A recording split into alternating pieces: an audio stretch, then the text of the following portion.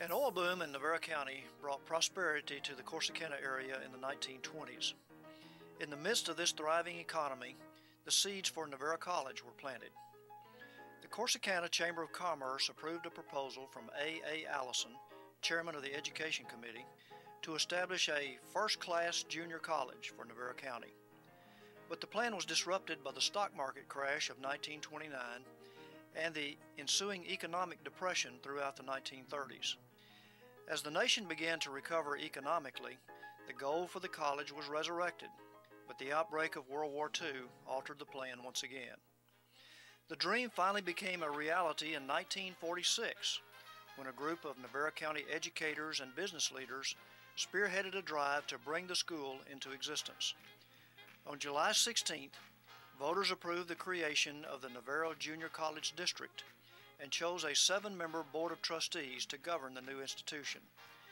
Newly appointed President Ray Waller assembled his supporting cast. And 63 days later, on September 16, 1946, 238 students, most of whom were World War II veterans, began classes. Only 44 women were part of the original student body. Classes were held at the former Air Activities of Texas training field, a World War II facility located 6 miles south of Corsicana. The original student body would come to refer to themselves as the Barracks Bunch. They would have many fond memories of their time at the Air Activities facility.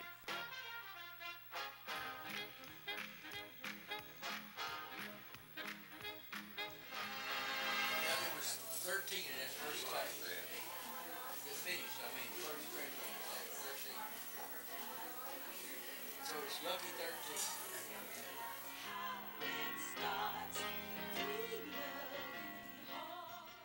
In 1951, Navarro moved to its present location 3 miles west of downtown Corsicana on Highway 31.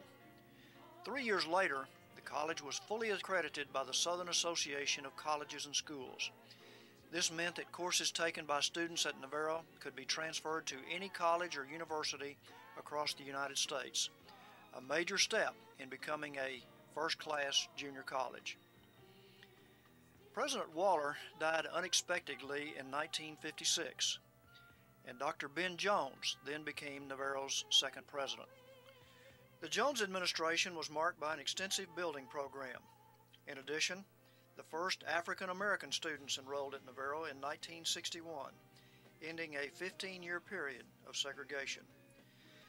To address the growth and expansion of the college, Navarro County voters approved a bond package for a new east wing to be added to the administration building, and the Drain Foundation awarded monies for the Frank Neal Drain Hall of Science.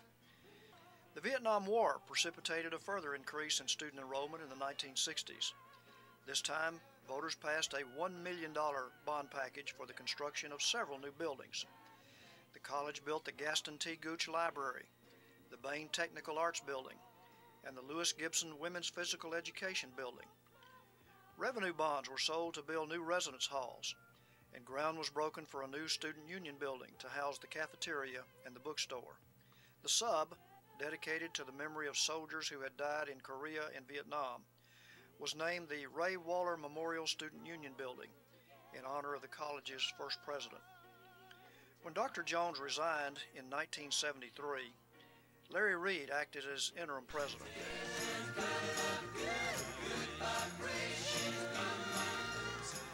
On March 1, 1974, the Board of Trustees named Dr. Kenneth P. Walker as Navarro's third president. Under Dr. Walker's administration, Navarro expanded its mission and embraced a broader population base.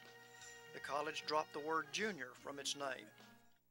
The Walker administration was responsible for many changes at Navarro College.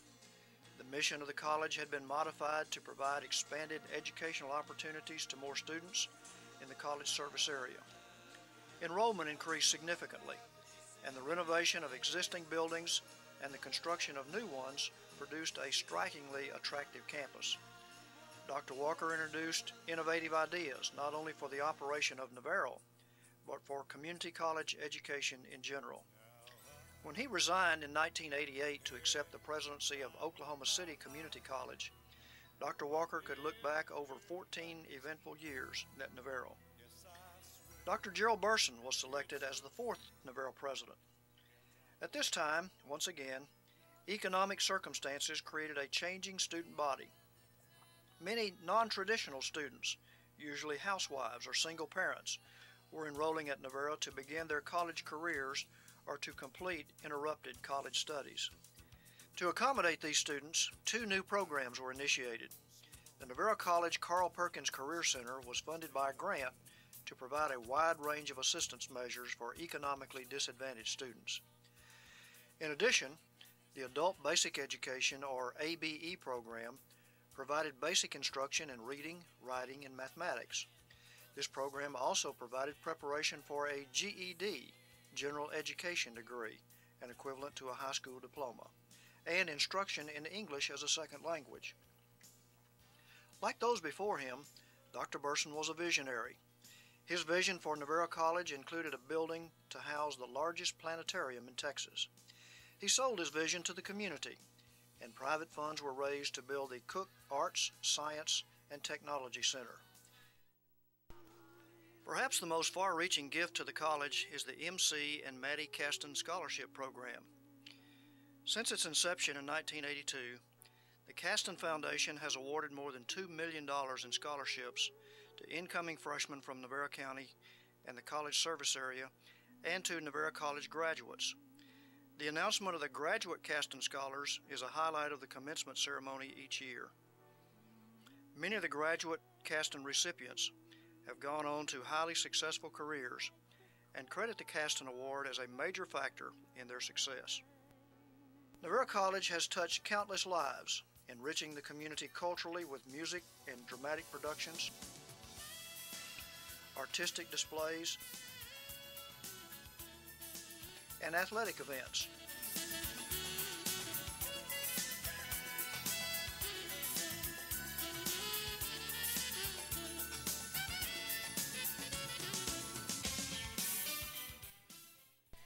In 1998, Dr. Burson retired to pursue other interests. His successor, Dr. Richard Sanchez, would make his mark both on and off the Corsicana campus. Dr. Sanchez proved to be a very student-oriented president. One of Dr. Sanchez's first acts was to convert the Gibson building into the Gibson Student Center.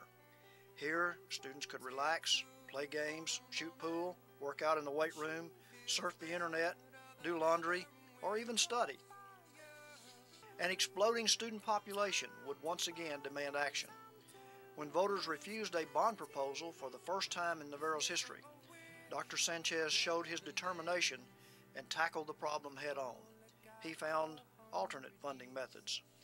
The result was another major expansion program. The centerpiece of the plan was a one-stop student center. The Gooch Library became the Gooch Student Center.